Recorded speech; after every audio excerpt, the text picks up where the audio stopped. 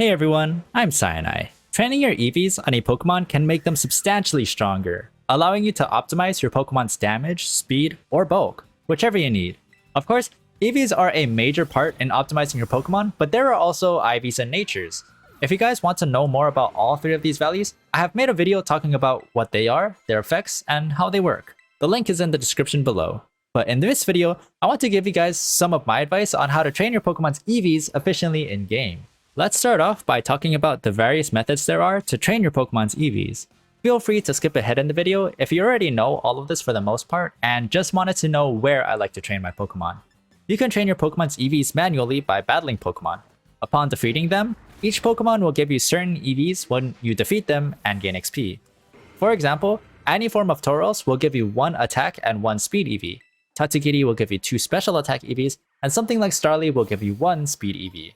In addition to that, when we are manually training our Pokemon's EVs, we want to equip a power item on them, which increases the amount of EVs we gain of a certain stat by 8 points each time we normally gain EVs through battling.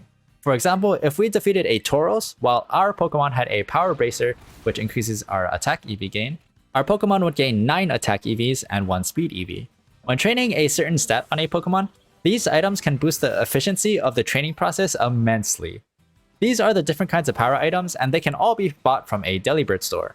Another thing that is very convenient is that upon defeating a Pokemon in the game, due to the permanent team-wide XP share, the entire party earns EVs from each battle even if they didn't actively participate. As a side note, your Pokemon do not gain EVs from auto battles. You can also use items on your Pokemon, like vitamins or feathers. Vitamins give you 10 EVs for any specific stat, and they can be bought from Chansey stores. Feathers can be commonly found around Casseroya Lake, but they are dropped regularly from Terra raids as well. Each feather will give a Pokemon a single point in a certain stat. For the majority of your training, I recommend training manually. Feathers are great, but you would need so many feathers to properly train a Pokemon, 508 for each Pokemon, and assuming you're building a full team, it could very quickly run you dry. I don't recommend running around Casseroya Lake just to farm feathers and call that EV training, since you would only get a very limited amount of feathers, and battling can give you so much more EVs in less time when using power items, especially since you can train Pokemon in bulk if they're in your party. Vitamins are very expensive, and since you don't get them normally in-game or through Terra raids, you would have to buy the large majority of vitamins you need. Just like with feathers, the sheer amount of vitamins you will need to train a full team can quickly run you dry, except this time, you would run out of money. You might already have your fair share of feathers and money, and I do actually recommend using these items if you are trying to fix a Pokemon on your team, where the rest of your team is already trained, or if you just have a ton of feathers and money, or if you just really wanted a team up and going immediately. Using items is by no means the wrong way of training your Pokemon, but I would suggest saving them for when you need to make small adjustments and to train your Pokemon in bulk through battles. When training your Pokemon's EVs, it is important to keep track of their progress to make sure that they end up with the right stats. There is a graph in-game when you check their summary under the pause menu that gives an approximation of how many EV points are allocated where, but the diagram mostly just gives you an idea rather than an exact number. If the name of the stat is sparkling though, it does mean that it is fully maximized through EVs, so in that case it is exact. I recommend keeping track of your Pokemon's EVs from the moment you breed or catch them, since at that time, they have no EVs in any stat, meaning that they will only end up with EVs you train on them from there on out. If you wanted to train a Pokemon that accidentally already has EVs, you can use specific berries on them, which are basically like the reverse of vitamins, where they lower your EVs by 10 points in a certain stat when used. Some of these berries are dropped from Terra raids, but you can also pick them up off the floor of certain areas of the map. You can use them to reach 0 EVs once again to have a fresh start on your Pokemon. You will know that this stat is completely reset when you are told that the stat can't be lowered any further when feeding it to them. Once we have a Pokemon fresh of any EVs, when training them through battles, I like to keep a tally of how many Pokemons I have defeated to train that stat. I also do it all in one sitting so I don't lose track of how many EVs I should have at that point. When using items, it's more straightforward to keep track. Just count how many vitamins and feathers you're going to need to train a Pokemon with, and use them all at one time. Keep in mind that when a Pokemon has acquired their maximum amount of EVs, their EVs will be unaffected from there on, unless they're lowered by a berry first. If you want to have a final check of your Pokemon's stats, I recommend having their IVs maximized on the stats you care about. This is just so that if your Pokemon's stats is unexpectedly lower than it should be, you can be sure that it is because of their EVs and not their IVs. You could also level them up to level 100 to double check, since at level 100, each IV point and every 4 EVs will give you exactly 1 stat point. At lower levels, it may not be as clear on how many EVs and IVs you actually have from your resulting stats, since below level 100, the effects of these points are simultaneously scaled and rounded down. I think it's a good time to mention that you don't have to be super exact or strict with your Pokemon's EVs if you're just going through the story or playing casually. EVs can help for sure, but if you are a high enough level with your Pokemon, no part of the story should really give you that much problem. After all, only real players have Pokemon trained with EVs. It is different in competition though, where a slight unoptimization with your Pokemon can give the opponent an edge and legitimately lead to your Pokemon getting knocked out. So when training manually, we are basically going to want to put Pokemon who you want to train a specific stat for in your party and equip them with the corresponding power item. For example, if we want to train multiple Pokemon's attack stat, we would only put the Pokemon we want to train the attack stat of and no other in the party, just so we don't accidentally give unwanted EVs to other Pokemon when we're training. I do like to have one strong Pokemon out front to do all the battling though, preferably one who's already EV trained so their stats won't get affected. We are also going to want to search for and defeat Pokemon that give us EVs of that stat when defeating them. In particular, I like defeating Pokemon that give us 2 EV points in that specific stat, just because they are fairly common, and with the additional 8 EVs from the power item we get, it will be pretty easy keeping track of every 10 EVs our Pokemon earn. Finding these specific Pokemon is why having locations in mind can be pretty useful. Once you have that all set, all there is left to do is battle against however many of these Pokemon you need to. Make sure you're careful when the Pokemon on your team need different amounts of EVs in that stat. If they just need less than 10 EVs left, take off their power item and keep them in your party for a couple more battles to finish off their training.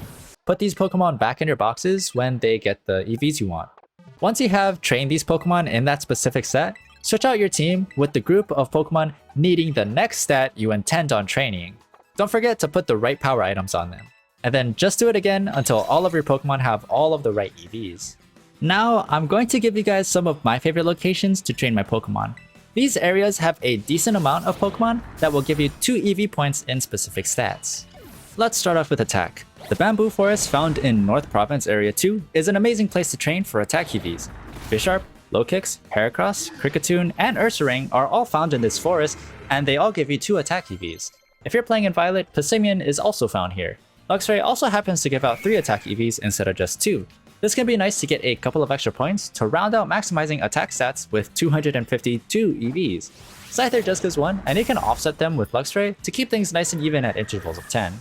Another good place to farm attack EVs is just behind this Pokemon Center at North Province Area 1, where you can find stuff like Lycanroc, any form of them, Lokix, Halucha, Mudsdale, Sasbook, Fracture, and Scovillain. If you want special attack, I think that there's almost nothing better than just farming Golduck, who gives you 2 special attack EVs. There are a few bodies of water that basically only spawn Golducks. This little stream that is right around this Pokemon Center for North Province Area 3 is a Golduck mine. I think Sunflora and Lilligant are also supposed to spawn here too, but they don't seem nearly as common as Golduck. There's also this little crater in North Province Area 2 that has a bunch of Golducks. Now, if you're looking for HP, my favorite place to go is West Province Area 3, just outside Medali. Here, you can find Tropius, Oinkologne, Jigglypuff, Greedent, and sometimes Chansey, who all give you 2 HP EVs. Even in this area, I wouldn't say that the density of these Pokemon is that great, since they share this area with many other Pokemon who give different EVs, but I'm not sure if there's a better place to train HP. I really like fighting Go-Goats around the map. They give 2 HP EVs each, and they always spawn in groups of 5, so you can earn a lot from just finding a couple of herds. The only thing is that I'm not sure where they spawn most commonly, especially if they would spawn in an area with other Pokemon that give HP EVs. If you want to train your defense, I recommend using a Pokemon with Mold Breaker or something. I like Haxorus. Basically, a lot of Pokemon who give defense EVs have Sturdy, which can be pretty annoying to deal with if you just want to train your Pokemon. Anyway, I think that Socarrat Trail might be the best place to train your defensive EVs, since you can find a lot of Spite-Ups, Sudowoodos, and Forretresses here. These guys can be pretty tough to kill, since if you want Mold Breaker, Pretty much all of them are physical attackers, and Forretress is the most common, but also the toughest guy. I trained my Haxorus to basically have maximum attack, and he's level 100. He doesn't have a fire type attack, but he can still kill Forretress in just one hit using Earthquake.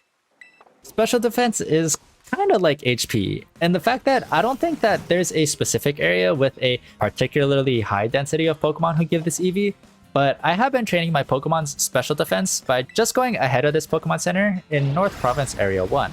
It could take a bit of running between finding each Pokemon to battle, but it gets the job done. Here, you can train by defeating Tinkatuff, Altaria, Grumpig, and Indeedee. But be careful, only female Indeedees give special defense. Male Indeedees give you special attack. So look for Indeedees with ears pointing down.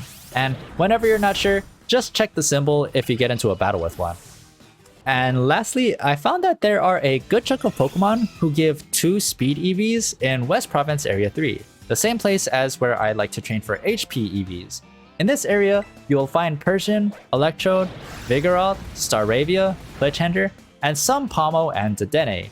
Even though there's a lot of possible Pokemon to train your speed off of, there are also tons of other Pokemon here, and be careful with lower evolutions because they don't give 2 speed EVs. There's also Jumplufts in this area, and they give 3 speed EVs. They always spawn with Hoppips, but don't battle them because they only give 1 special defense point rather than speed. Alrighty, so that's all I have for you guys today. I hope this video helped you guys understand how to train your Pokemon a little easier, or just helped you get ideas on where you might want to train your own Pokemon. If you guys have any advice you'd like to give, or if you have any training locations of your own, feel free to comment down below and it might help other people who watch this video. Anyway, thank you guys so much for watching and see you in the next one.